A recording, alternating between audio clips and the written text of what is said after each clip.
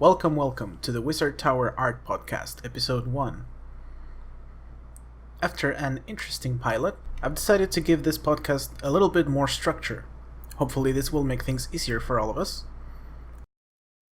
And so, let's start with some housekeeping. I've managed to open a Subscribestar account, where people will be able to support me if they want to see this podcast continue and flourish. Fortunately for them, and unfortunately for us, they seem to be having a lot of people trying to sign up, and so their review process is taking longer than usual. But that's okay. Even if you don't subscribe when the time comes, you're still very much appreciated. Having people listening to this is what makes it worthwhile, after all. So, going back to the episode structure I was talking about, one of the first recurring segments we'll have is the Big Artist Showcase, where I tell you about some famous and or historical artists that has influenced me or that I simply love their work. Today's big artist is Alphonse Mucha, a Czech painter, illustrator and graphic artist living in Paris during the Art Nouveau period. I really enjoy his style, beautiful pastel colors, and his depiction of the female form is something I really admire and commend, because in a nutshell, he draws realistic and beautiful bodies. I really do hope you check him out. Also, his hair, the way he stylizes his hair is amazing.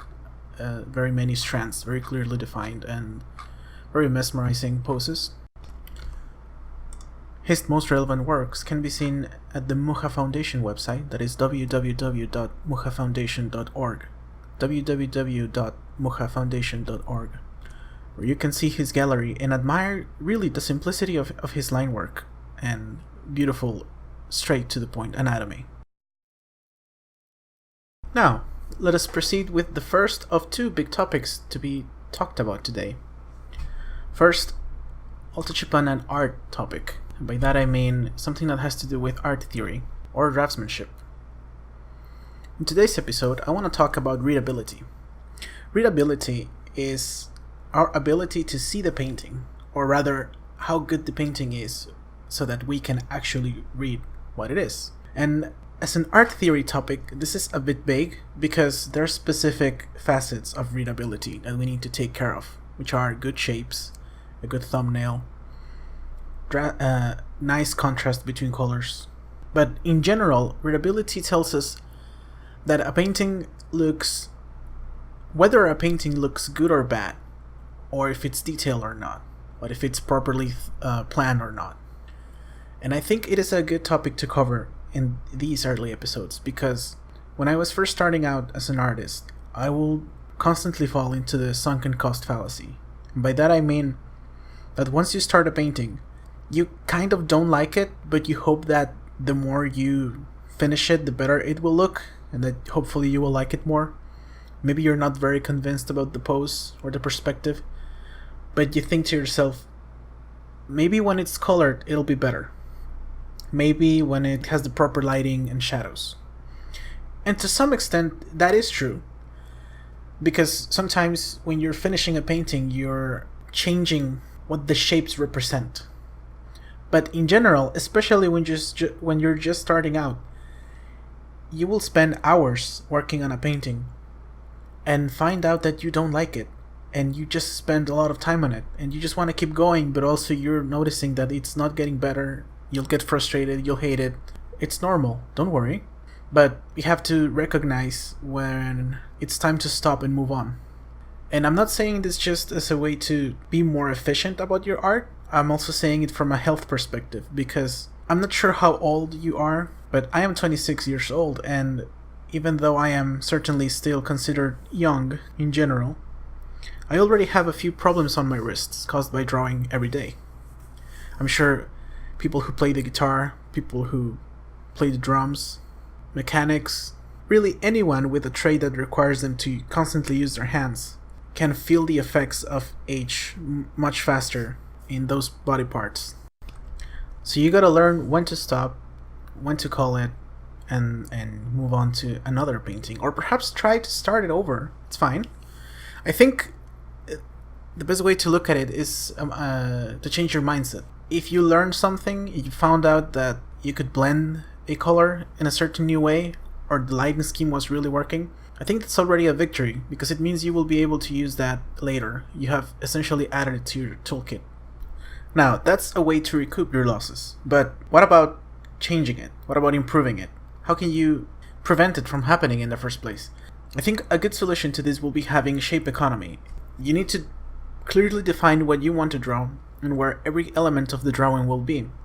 If you have good shapes from the very beginning, even if they look blocky or barely defined, but you can already see where things will be, it already in a way looks good without any sort of detail or advanced rendering, I think that's the best start. In my opinion, it's much better to start with a solid set of shapes that you will probably mess up in some way along the way than having ill-defined shapes and then second-guessing yourself once you're actually trying to apply some line art or some sculpting if you're trying to render on a digital program. So learn your shapes, learn how to simplify bodies into simple shapes. Every single silhouette you do, be mindful about the shapes you make them with. If you're watching or listening this on YouTube, I'm gonna add a link on the description to Mark Obuchi's shape tutorial. I think it's an excellent and short lesson on how to simplify your shapes and define them better. Now that we are on the topic, I think Mark Obuchi's 10 Minutes to Better Painting series as in general is great. I think you have something to gain from it regardless of your skill level. And finally, if you're the sort of person who prefers to learn with practice than with theory, try to start with a blank canvas and then attempt to make creatures or faces or portraits or anything you like based on shapes. You can draw a random circle, a random rectangle, attach them together and then think, well, maybe this is the chin, this is the forehead. You can certainly go crazy with it. Imagine the old cartoons where characters would have huge noses or very deformed heads in the shape of an egg. Being cartoony is not necessarily bad, even if you're trying to get to a realistic style, because unlike real life, even what you'd consider realism in painting has exaggerated poses or expressions. Unless you're going into hyper-realism, or if you want to draw anime, even though I would still recommend that you first learn the basics of, let's say, Western art, shapes are still super relevant, of course. You need to learn the symbol drawing that Japanese artists tend to use, such as the capital D-shaped mouths and the basic shape of anime eyes. So in summary, perfect your sketch phase so that you have less trouble in your rendering and line art phase. Strive to make your sketches look good before you even try to solidify that construction. And as always, the best time to start is yesterday. Alternatively, start right now.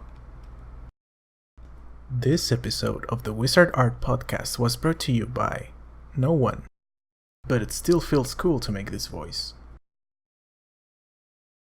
And we are back. It's time to move to the Small Artist Showcase, where I personally recommend artists that I find super cool, for lack of a better term. I will try to focus on artists that are currently in social media. We're talking mainly in the 0 to 5,000 follower range. The purpose of this section is to showcase people who would benefit from the exposure. Today's small artist is Sovayam, at SovayamAC on Twitter.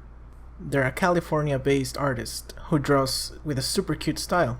They have recently won the Vinesauce annual charity event art contest. I hope you check their work out, especially since they're taking commissions at the moment. If you're watching this on YouTube, I'll leave a link to their profile in the description.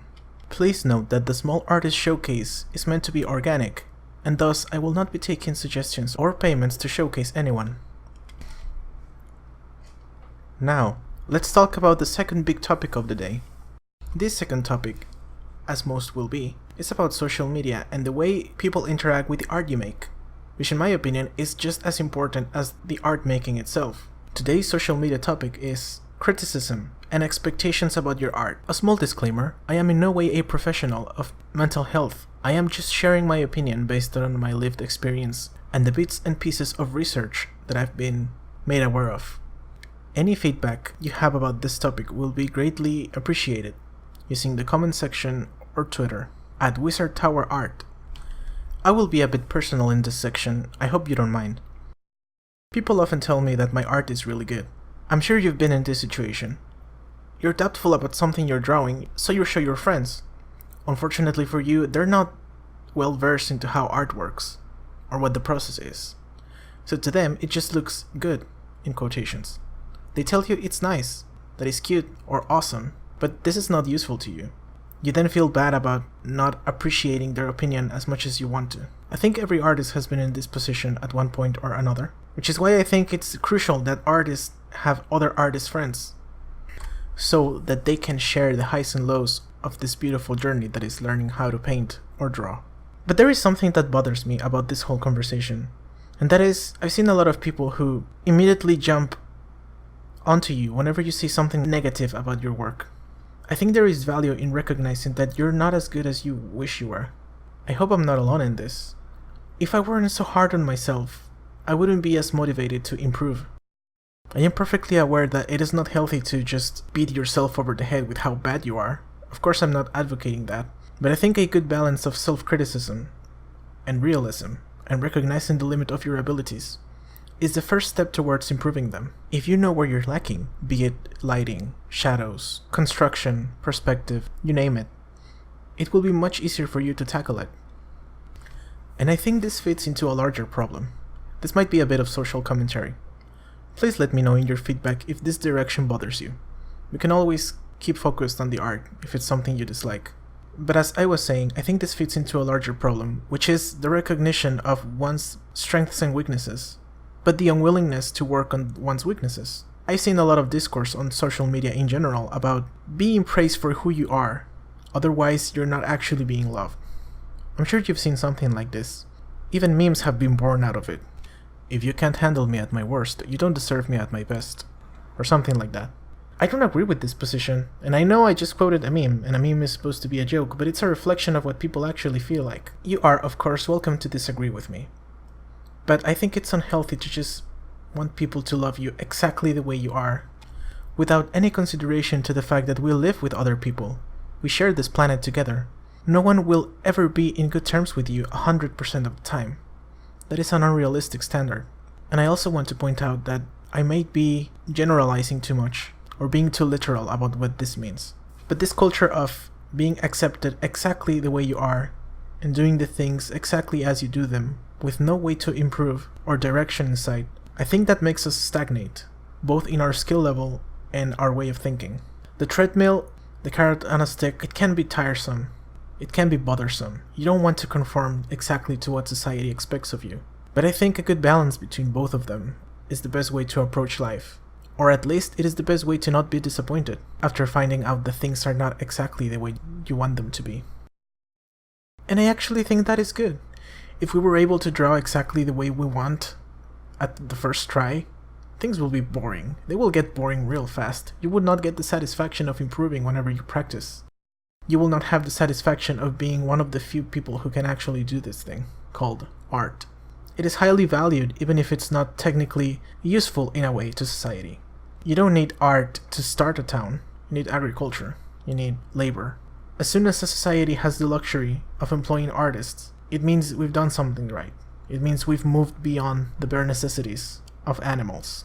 And I think that is very powerful. But I digress. I'm starting to ramble. To connect this to my original point, it is time for us to recognize that not all art is good. What is the metric then, you might ask? And I think that is a very subjective thing.